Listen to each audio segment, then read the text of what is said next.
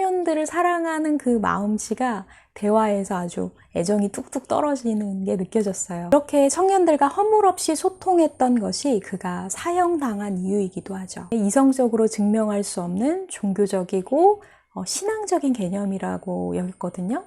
그런데 기원전 400년에 이토록 이성적이고 합리적인 방식으로 이 개념을 증명했다는 게 정말 이런 게 서양 철학이구나. 안녕하세요. 맘스 챌린지 카페입니다. 제가 2달 후에 불혹의 나이를 맞이하지만 지난번 리뷰 때 말씀드렸다시피 더 늦기 전에 1, 2가 돼야겠다.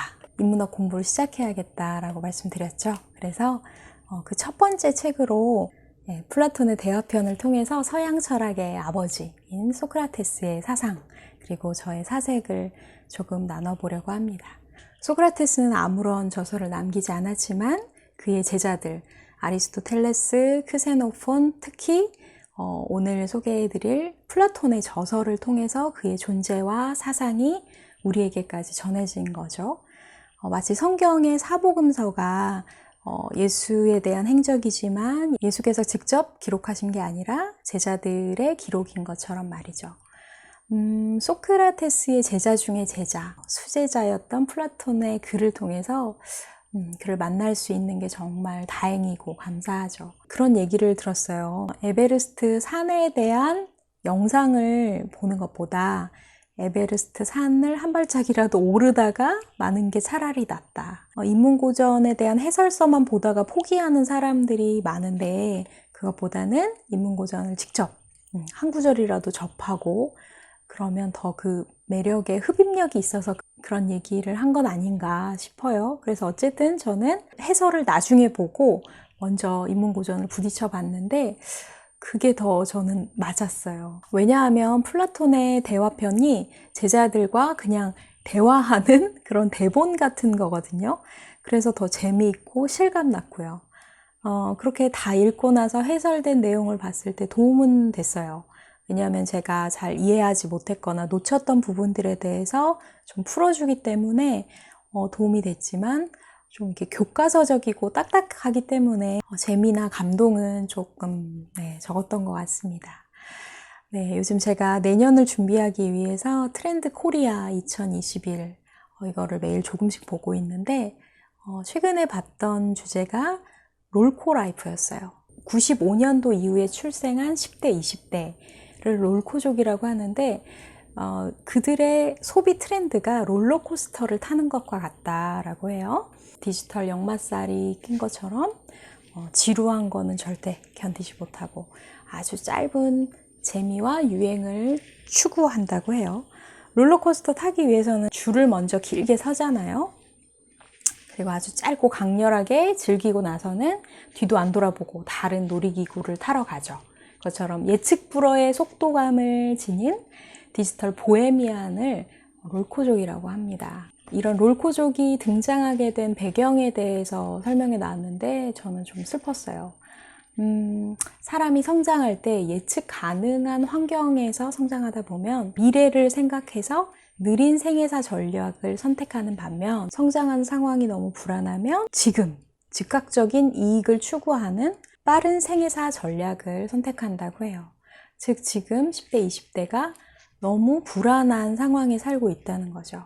경기 침체, 고용 불안, 코로나19의 장기화 이런 불안한 환경이 장기화되면서 이런 현실을 탈피하고 싶어하는 심리가 소비 트렌드로 드러나는 거죠. 기업은 이런 소비자의 니즈를 파악하고 매일같이 신제품을 쏟아내는 그런 쇼케팅 그리고 새로운 걸 사게 하려면 기존에 갖고 있는 거를 실증나고 아주 진부하다고 느끼게 만드는 그런 진부화 경제 패러다임의 이런 수순을 밟게 되는 거죠.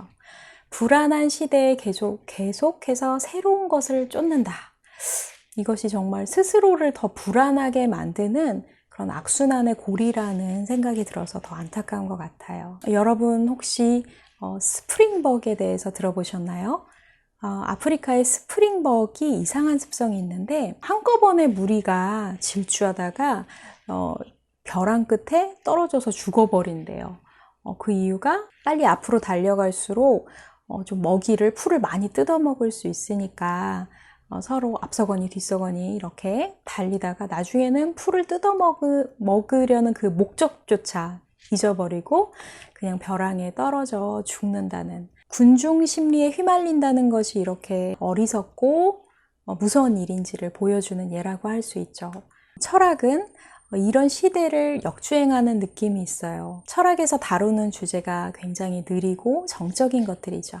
이를테면 어떻게 사는 것이 정말 잘 사는 것이냐, 그냥 존재하는 것이 아니라 죽음은 무엇인가, 인간의 영혼은 불사하는가, 이런 주제들인데요. 이렇게 존재의 근본, 삶과 죽음을 연구하는 학문이 철학이죠. 바쁘게 살아가는 우리에게 정말 좀 진부하게 느껴지고 관심이 가지 않는 주제일 수 있어요. 아니면 정말 대면하기 두려워서 피하고만 있는 주제는 아닐까요? 오늘도 나라는 존재가 살아갔는데 이 삶을 다음에 어디로 갈지 언젠가는 반드시 대면하고 빨리 해결하면 해결할수록 유리한 문제라고 생각해요. 오늘 만날 소크라테스는 정말 이런 생각들에 대해서 골몰하고 청년들과 함께 나누었던 그런 분이었는데요. 정말 청년들을 사랑하는 그 마음씨가 대화에서 아주 애정이 뚝뚝 떨어지는 게 느껴졌어요. 소크라테스 주변에는 언제나 질문하고 또 반문하는 사람들이 있었죠. 제자들의 한마디 한마디를 허투루 듣지 않고 흘려버리지 않고 진지하게 경청하면서 항상 칭찬을 많이 하더라고요. 때론 제자들과 장난치면서 그렇게 대화를 이어가는 모습을 볼 수 있는데요. 우리가 경험한 아주 근엄하고 경직된 선생님들의 모습과는 많이 달랐어요. 이렇게 청년들과 허물없이 소통했던 것이 그가 사형당한 이유이기도 하죠. 청년들에게 점점 더 영향력 있는 인물이 되자 아테네의 실권자들은 소크라테스를 질투하고 터무니없는 죄명을 붙여요. 청년들을 타락시켰다. 그리고 신을 믿지 않는 자다. 이런 억울한 죄로 고소당하고 또 사형 선고까지 받게 됩니다. 소크라테스의 변론에서 자신의 무죄를 충분히 입증했음에도 불구하고 사형 선고를 받고 또 친구의 도움을 받아서 도망칠 기회도 있었지만 태연하게 독배를 선택합니다. 죽음을 코앞에 두고 제자들과 아주 평상시처럼 태연하고 냉철하게 죽음에 대해서 통찰하는 대화의 내용들이 담겨져 있어요.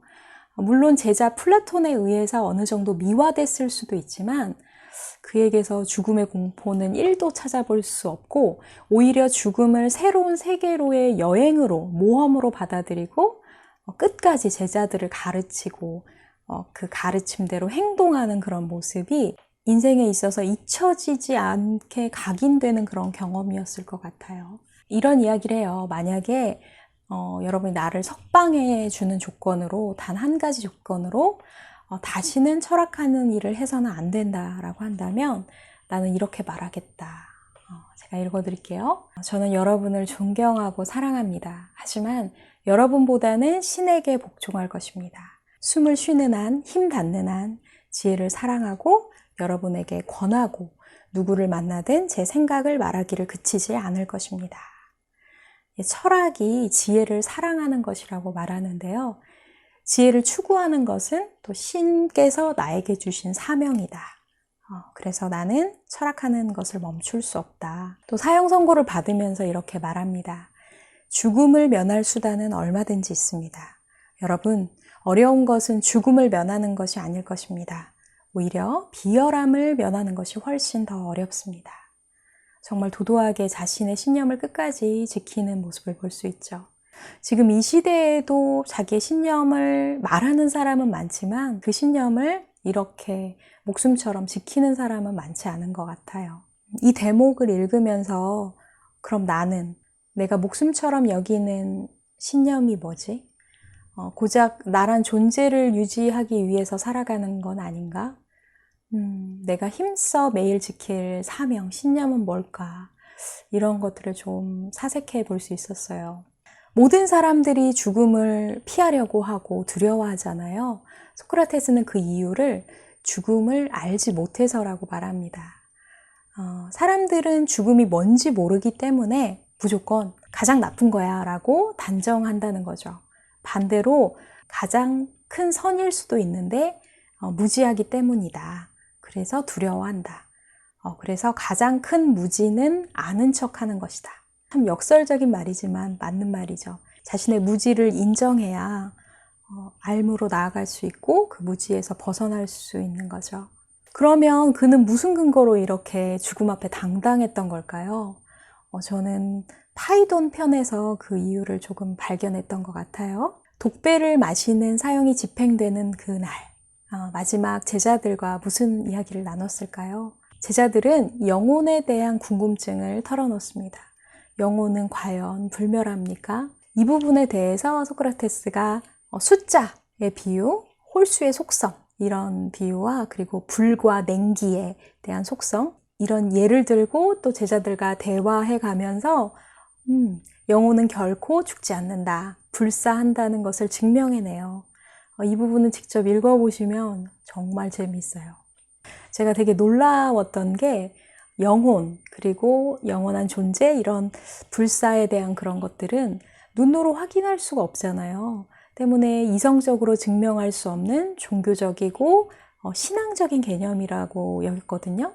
그런데 기원전 400년에 이토록 이성적이고 합리적인 방식으로 이 개념을 증명했다는 게 정말 생소하고 놀라웠습니다.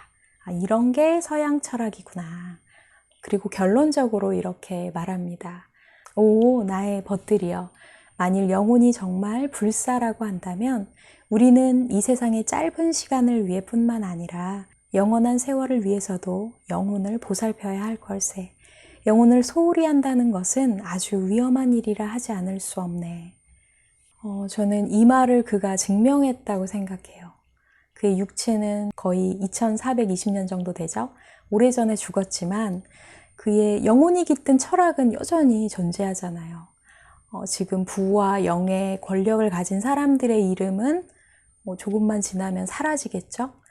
하지만 인류가 이 땅에 존재하는 한 그 소크라테스의 영혼이 담긴 철학은 사라지지 않을 것 같죠.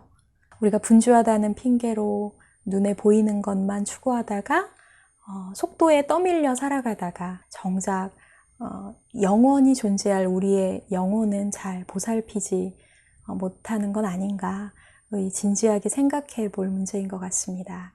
여러분, 몸뿐만 아니라 마음도, 영혼도 건강하게 잘 챙기시길 바라고요. 앞으로도 1, 2니가 된 저처럼 저와 함께 인문학 서가 산책 함께 하시길 원하신다면 구독과 좋아요 부탁드립니다. 시청해 주셔서 감사합니다.